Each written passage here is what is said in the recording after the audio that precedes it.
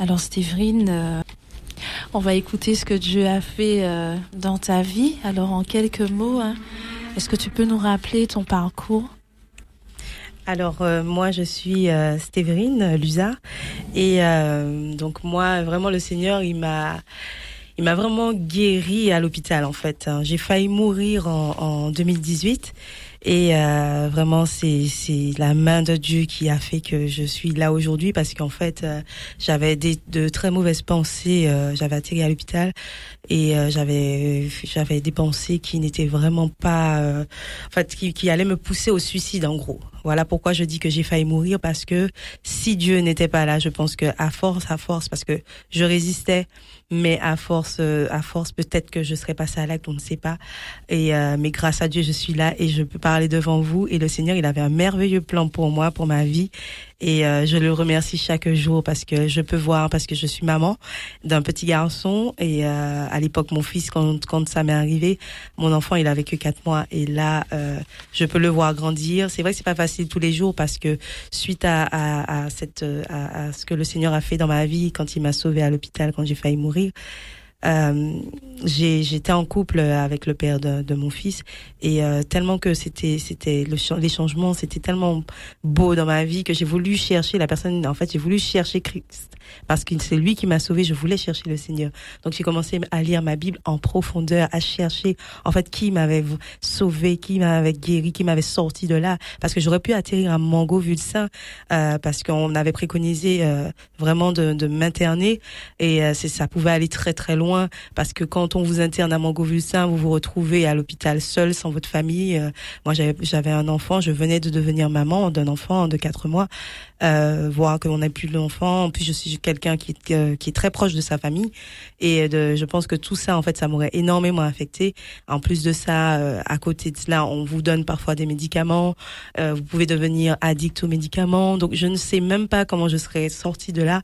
Mais grâce à Dieu, il a permis que je puisse retrouver mes esprits assez rapidement et en plus de pouvoir me rappeler pour pouvoir témoigner de ce qu'il a fait dans ma vie. Donc moi je suis vraiment fière d'être sa fille, vraiment fière de le servir, vraiment fière d'être son disciple parce que quand il m'a vraiment sauvée quand j'étais à l'hôpital. Je me rappelle qu'à un moment j'avais atterri en fait dans un espace qui était dédié au personnel et à un moment, il y a un médecin qui était en face de moi et moi, j'ai senti qu'il était gentil, qu'il était doux. Alors j'étais vers lui et j'ai entendu une parole qu'il a dit. Mais je pense que c'était pas vraiment lui qui parlait à ce moment-là. Je pense que le Seigneur a dû utiliser pour me parler et il m'a dit quelque chose et j'ai dit oui, oui Jésus. J'ai même pas regardé s'il y avait du monde autour de moi. J'ai clairement répondu à haute voix oui Jésus. Donc ça veut dire que à ce moment-là, je pense que j'ai dû donner ma vie à Christ parce que j'ai vraiment vu les changements par la suite et c'est vraiment une grâce parce que ce n'est pas parce que je le mérite. Je ne suis pas vraiment, je ne suis pas parfaite déjà, parce que seul Jésus l'est. Et voilà, j'ai déjà fait des fautes, etc. Et je continue d'en faire malheureusement parce que nous sommes encore dans ce corps de chair. Et c'est pour ça que tous les jours il faut qu'on demande à Jésus, à Dieu, vraiment au Saint-Esprit, parce que c'est le Saint-Esprit qui est avec nous, le consolateur. Vraiment, c'est lui notre guide pour nous guider, parce que dans la marche, parce que nous sommes sur terre et vraiment le prince de ce monde, comme la Bible dit, c'est Satan, le prince de ce monde. Donc il va toujours nous tenter à faire des choses contre Dieu, mais c'est pour ça qu'il faut marcher avec le Saint-Esprit pour qu'il puisse nous guider dans le bon chemin, parce que vraiment on a besoin de ça. Je suis reconnaissante envers le Seigneur par rapport au fait que ma mère est décédée. En fait, je suis orpheline puisque mon père est décédé et ma mère aussi. Après, j'ai mes frères et sœurs, mais en tout cas de mes parents, ils sont tous les deux décédés. Mon père, c'est en 2017 et ma mère est décédée de suite d'un cancer en 2021. Et en fait, c'était très difficile pour moi, pour ma famille, pour mes sœurs. C'était un moment très intense parce que un cancer, c'est une maladie qui vous ronge de l'intérieur. Vous voyez la personne que vous aimez vraiment dépérir physiquement et ça fait très mal parce que c'est quelqu'un qu'on aime et qu'on sait qu'on ne peut pas l'aider seulement en priant, mais physiquement la personne souffre. Et quand ma mère est décédée, je remercie Dieu parce que si Dieu n'était pas dans ma vie, je ne sais pas comment j'aurais réagi à la suite de son décès. Et là, vraiment, le Seigneur me fortifie chaque jour parce que j'arrive à aller de l'avant, à m'occuper de mon fils, à vraiment aller au travail aussi, à être aussi, à être compétente dans chaque domaine de ma vie. Mais ça, c'est vraiment la grâce de Dieu qui fait ça. Et vraiment, c'est parce que quand on perd un être cher, des fois on se dit, mon Dieu, comment je vais réagir? Parce que en fait, quand on n'est pas confronté à cette situation, on ne réalise pas en fait l'intensité de la douleur qu'on peut ressentir à ce moment-là. Et quand ça nous arrive, on se dit, mais mon Dieu, mais comment je peux faire? Parce qu'en fait, comme elle avait un cancer, on savait qu'elle allait mourir en fait. Parce que le Seigneur nous avait, déjà les médecins nous en avaient parlé, mais avec ma famille, avec mes sœurs, comme on priait beaucoup, le Seigneur nous avait révélé qu'elle allait mourir en fait, qu'elle allait mourir. Et donc je ne sais, moi au fond de moi je savais qu'elle allait mourir, donc il fallait se préparer en fait, il fallait se dire qu'elle allait mourir dans pas longtemps, et c'était pas évident, mais le Seigneur a fait. Et c'est vraiment, je veux vraiment remercier le Seigneur pour cette partie là de ma vie. Voilà. Amen. Alors on va, du coup, Stéverine, donc à part ton témoignage, le Seigneur également t'a donné une vision. Oui. Et le Saint-Esprit t'a vraiment inspiré sur la réalisation d'un journal. Oui. Alors, est-ce que tu peux nous présenter un petit peu, ce que tu as reçu de notre Dieu? Voilà, en fait, comme je vous disais, je suis quelqu'un qui aime beaucoup lire la parole, qui aime étudier la parole. Et en fait, j'étais un peu après justement le décès de ma mère, vers le mois de décembre à peu près de 2021. J'étais là en train d'écrire et en fait, comme il y a des personnes en fait sur les réseaux sociaux que je suis, qui sont chrétiennes aussi et qui édifient, et qui utilisent des outils, dont des planeurs bibliques, puisque j'en avais un, j'en ai un, et je me disais, je regardais le planeur à ce moment-là et j'étais là en même temps, je faisais mes études bibliques personnelles. Et puis, le Saint-Esprit m'a insufflé la pensée, en fait, de pourquoi tu ne ferais pas un journal de prière et de méditation, mais qui te ressemble et qui ressemble à la Martinique, qui soit en lien avec ton pays d'origine. D'où l'intitulé de ton journal. Voilà, donc j'ai mis mon journal de prière et de méditation, et en fait le petit logo qu'on peut retrouver sur la face, c'est lié en fait à un compte Instagram que j'ai et où je partage en fait, que je suis la fondatrice de ce compte, où je partage des versets bibliques et des encouragements, je mets des louanges, je partage aussi des artistes chrétiens. Et Alors, donc sans aller trop loin, est-ce que tu peux nous communiquer le nom du compte Instagram du coup? Alors le nom du compte Instagram, c'est Au fil des jours. Voilà, vous tapez Au fil des jours dans la barre de recherche d'Instagram et normalement vous allez retomber sur. Donc c'est un peu le logo avec un coucher de soleil, mais avec un peu de violet, parce que le violet c'est une couleur qui représente la spiritualité. Et dans certains couchers du soleil, on peut retrouver un peu de violet parfois, ça dépend. Donc c'est aussi puisque comme le nom c'est Au fil des jours, ça n'indique pas que c'est un compte chrétien au premier abord, mais à travers les couleurs n'ont pas été choisies au hasard. Amen. Voilà, avec Dieu rien ne se fait au hasard. Amen. Voilà. Donc le livre, en fait, il est sous forme d'un livre, mais ce n'est pas en soi réellement un livre, c'est plutôt un outil pour les personnes qui vont l'acheter. Parce que quand la personne l'aura en sa possession, ça va devenir son journal et ça sera intime parce que la personne pourra mettre ses propres prières. Et en fait, le Saint-Esprit m'a conduit à mettre des versets où la personne pourra méditer, en fait, aura sa propre réflexion par rapport aux versets. Et là, en fait, ça permettra aussi à la personne de vraiment développer sa relation avec le Seigneur à travers la prière et la méditation de sa parole. Donc en vrai, il est très important en fait pour un chrétien de développer une relation personnelle avec Dieu à travers la prière et la méditation de sa parole, donc la Bible. En fait, voilà, je reprends un petit peu que Dieu aime, j'ai envie de dire, Dieu aime tout le monde et souhaite avoir une relation avec chaque personne. Mais comme je disais quand j'ai commencé mon témoignage, l'homme a été séparé de l'Éternel des armées à cause du péché et ne pouvait rien faire pour établir cette relation-là.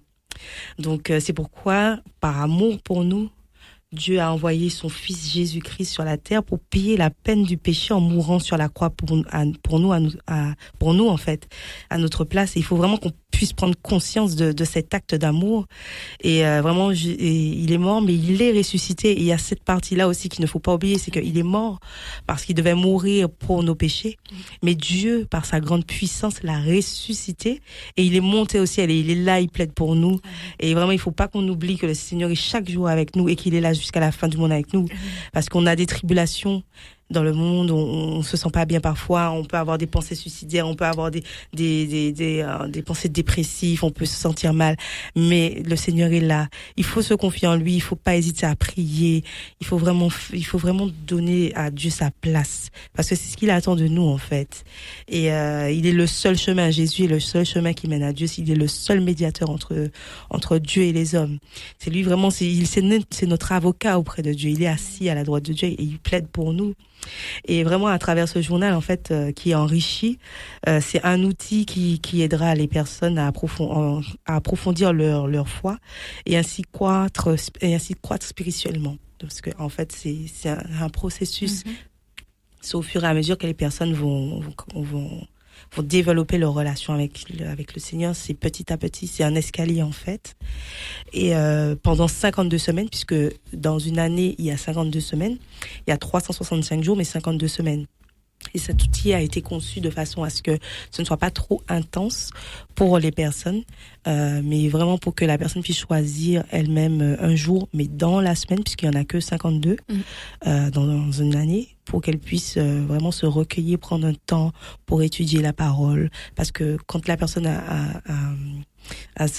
aura le journal, il faut qu'elle ait, ce serait bien. Après, c'est pas obligatoire, mais c'est recommandé. En tout cas, moi, je recommande que la personne ait sa Bible à côté et qu'elle se mette vraiment en condition en se disant là, je vais prendre un temps pour méditer et prier, parce qu'on peut prier, méditer, voilà, de façon SOS rapide, ça dépend.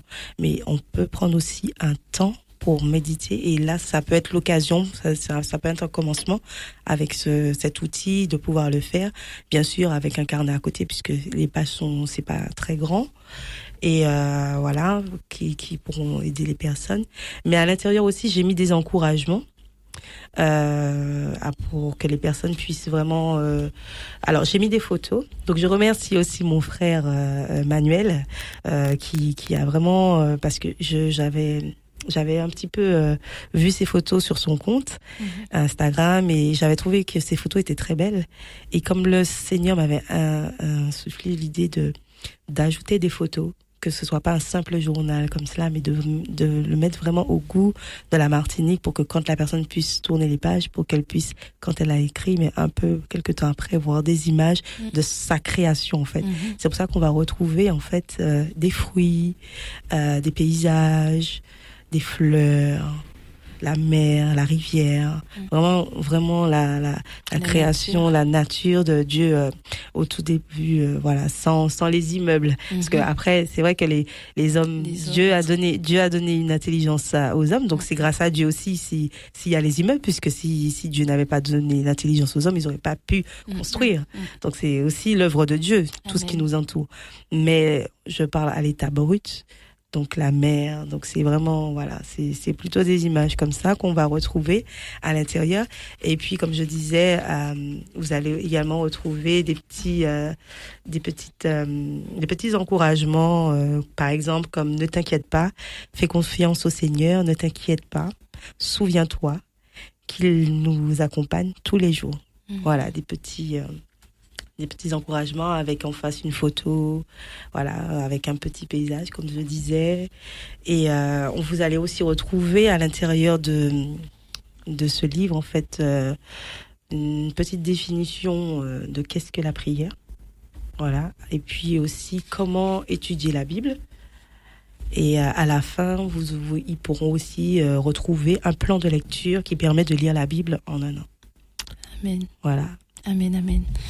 Et est-ce que ce journal est destiné à un profil bien précis ou Alors, justement, parce que les carnets, les journaux de prière et de méditation, ça existe. Hein, ça existe. On peut en trouver dans d'autres formats, etc. Mais j'en avais souvent vu qui faisait très très femme, parce que j'en avais un et ça faisait très femme. C'était pas destiné aux hommes parce que à travers les couleurs, je me disais oh là là. Et le Seigneur justement, quand il m'a amené à créer le journal de prière et de méditation, il m'a créé à ne pas le mettre féminin. C'est pour ça que vous allez pas, parce que moi je suis quelqu'un d'assez féminine. J'aime bien les couleurs, j'aime le rose, etc. Moi j'aime les fleurs. Donc si c'était, parce que c'est là qu'on voit que c'est Dieu qui dirige toutes choses. Parce que si je m'étais écoutée et que j'avais fait comme je voulais, je vous assure que ce serait exclusivement pour les femmes. Ce serait différent, la couverture, ce serait plus girly. Enfin voilà. Alors que le Seigneur, quand il m'a conduit à le faire, il m'a vraiment dit, il faut que les hommes et les femmes puissent l'acheter. Il faut faire de façon à ce que on voit que ce soit une femme qui écrit, qui est conçue, parce que écrit c'est un bien grand mot, parce que les versets je ne les ai pas écrits, c'est des versets tirés de la Bible, mais il faut qu'on voit que l'illustration, que tout ce soit d'une femme, mais que les hommes puissent l'acheter. Donc en fait, ce n'est pas que pour les femmes, c'est pour les hommes et les femmes. Donc les hommes peuvent l'acheter. C'est pour ça qu'à l'intérieur c'est très simple. Il y a pas trop de couleurs pour dire avec des choses girly, des formes trop. Voilà, il fallait que ce soit aussi pour les hommes. Il fallait que ça. Voilà. Après j'ai mis un petit soupçon de fleur parce que je reste une femme, mais il fallait que je marque une petite touche. Mais voilà. Et donc dis-nous Stévrine, où est-ce qu'on peut se procurer ce journal, hein? Il faut qu'on en parle. Voilà. Alors, à quel coût aussi? Voilà. Alors vous pouvez le retrouver à la librairie La Genèse à Fort-de-France et à la librairie Les Oliviers à Rivière-Salée et puis aussi à la librairie La CLC. Voilà, la CLC à Fort-de-France.